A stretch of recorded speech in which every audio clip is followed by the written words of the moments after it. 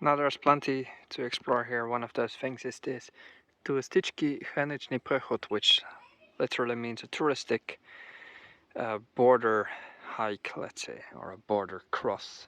And Poland and the Czech Republic, basically all European countries where borders are shared and there's nice nature, they do international trails, because obviously the borders are open nowadays and you can just hike wherever you want. So Bulgaria doesn't have such trails crossing borders. At some point it will, because who knows, eventually it will be Schengen. And you have cross-border trails to Serbia, whatever, North Macedonia, Romania. Nowadays that's an illegal border crossing. You cannot walk border. And there's border patrols checking. And even if you walk like this, you go from a road, even if you're not crossing, way before you get there, border patrol will probably see your car by the road and will come search for you in the forest, because you might be a smuggler or something. Bulgaria is on pretty high alert for human trafficking, refugees as well. So you will get thoroughly checked. You'll be escorted back to your car. They'll check all your documents, all your belongings, and they'll check your document with the administration if you have ever had a criminal record or something, and then they'll let you go.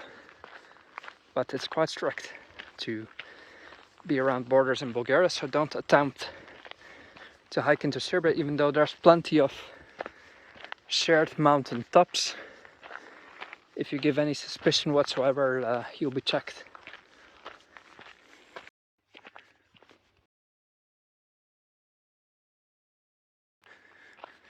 So I got off the train in Harachov, Czech Republic. On the Polish side it is Szklarska Poręba.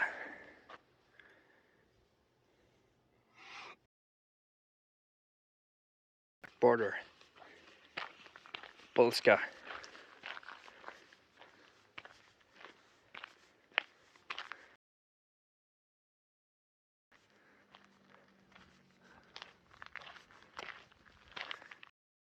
It's a sign that says Pozor, Statni Hranice. I don't know why it would say Pozor, because it's an open border, but nowadays the thing is that you should always be made cautious of when you're crossing a border, because not everybody has the right papers or whatever. You do need to be able to legitimize yourself or carry documents, so you should always be sort of cautious when walking in border areas, no matter where.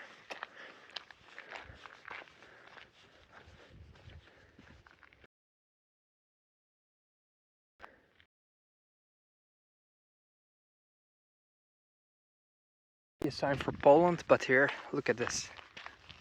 Well, Poland has these obviously more durable things across the border, these what's it called? Border stone, for lack of a better word.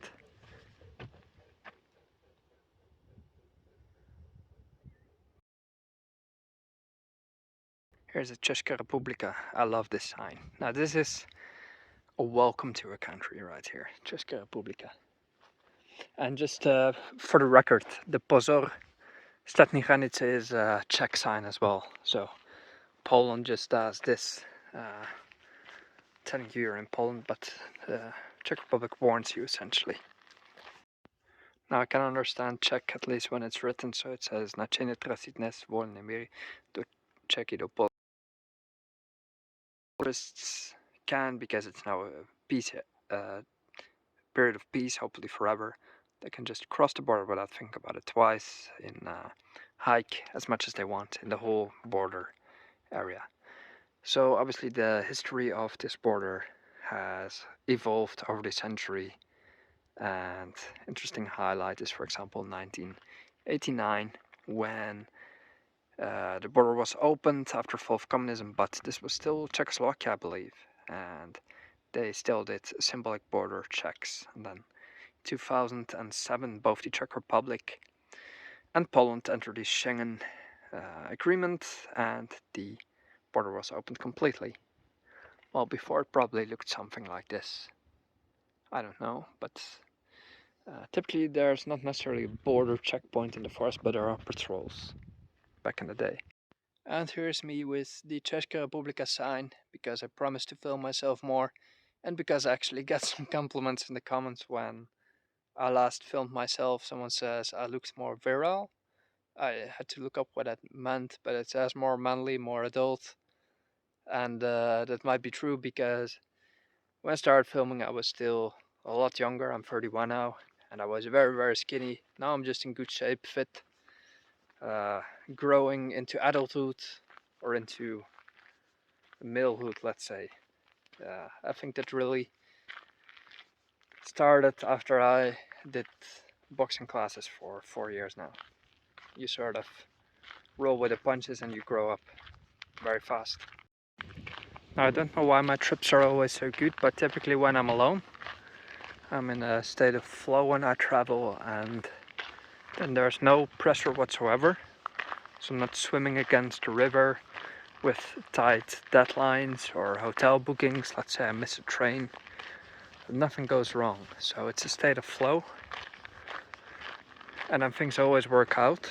And for example, I was planning to go to Poland right now, but I thought, nah, the hotels are kind of expensive, so I do pre-look a little bit on the prices in the area and if there's anything at all.